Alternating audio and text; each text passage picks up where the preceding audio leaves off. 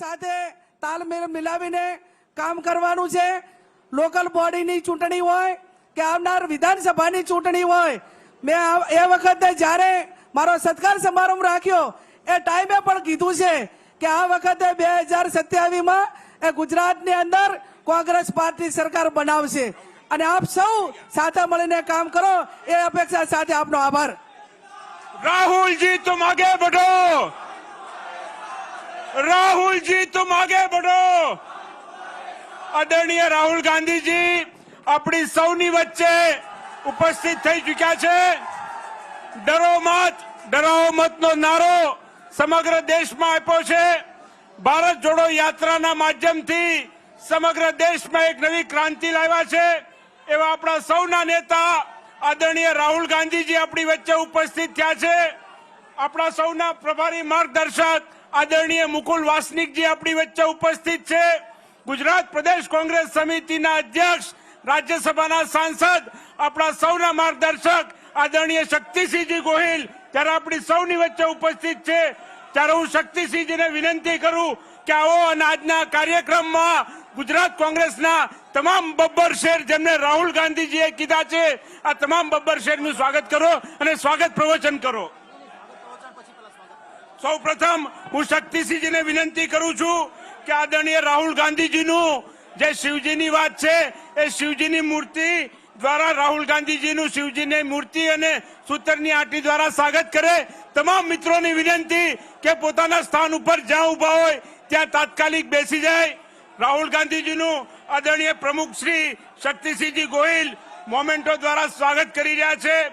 त्यारबाद विपक्षना नेता अमित भाई चावड़ा ने विनंती करूं कि तेओ शाल अने सूतरनी आटी द्वारा अपना सौना नेता आदरणीय राहुल गांधी जी नु स्वागत करे।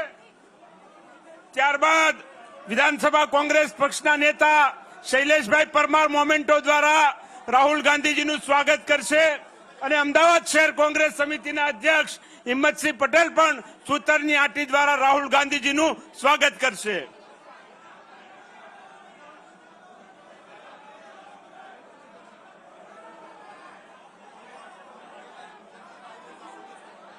ભારતીય જનતા પાર્ટીના કાર્યકરોએ ગુજરાત પ્રદેશ કોંગ્રેસ સમિતિ ઉપર જે કાયરતાપૂર્ણ હુમલો કર્યો, હું શક્તિસિંહજી ગોહિલ આપણા પ્રદેશ પ્રમુખશ્રીને વિનંતી કરું છું કે આવો અને સ્વાગત પ્રવચન કરો।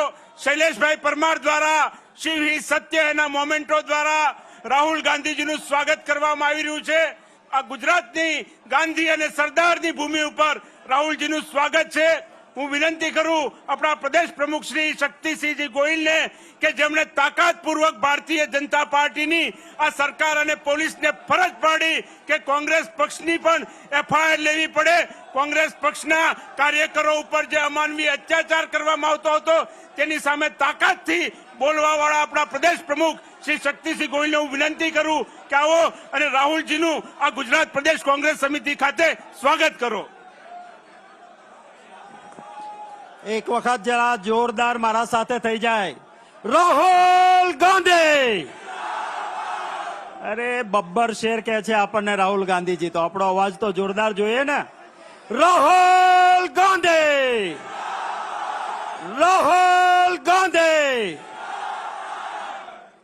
ओ प्रदेश कांग्रेस समिति वती कांग्रेस पक्षना आ परिवारना एक एक सभ्यश्रीओ वती जननायक अपना नेता श्री राहुल गांधी जी नु आ ए भूमि जे महात्मा गांधी जी सरदार वल्लभभाई पटेल नी जन्मभूमि अने ज्यां ज्योतिर्लिंग आवेलू छे एवी आ गुजरात नी भूमि पर एक साचा शिव भक्त जननायक राहुल गांधी जी नु हृदयपूर्वक स्वागत करूं छुं।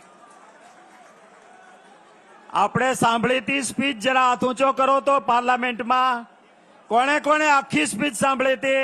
हाथ ऊंचो करे जरा।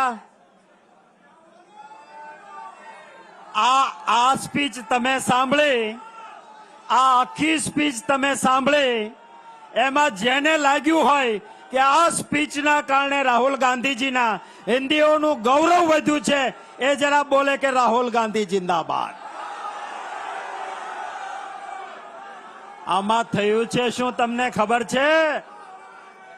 રાહુલ ગાંધીજીએ પાર્લામેન્ટમાં ભગવાન શિવ, દેવોના દેવ મહાદેવના દર્શન કરાવી દીધા. શિવ પુરાણને સાચું હિન્દુત્વ સમજાવ્યું એટલે ભાજપિયાના પેટમાં અને એટલે શું કર્યું?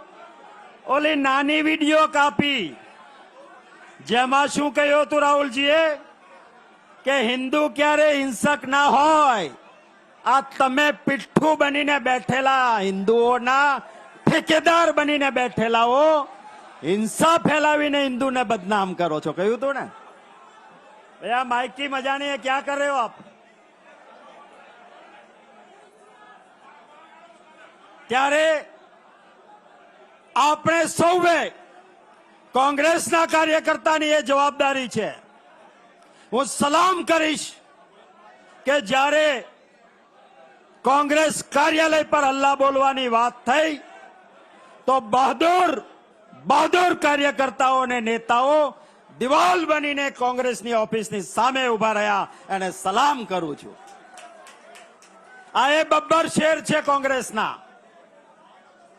ભાજપ વાળા હિંસા કરવા આવ્યા હતા, પણ એમને ખબર નથી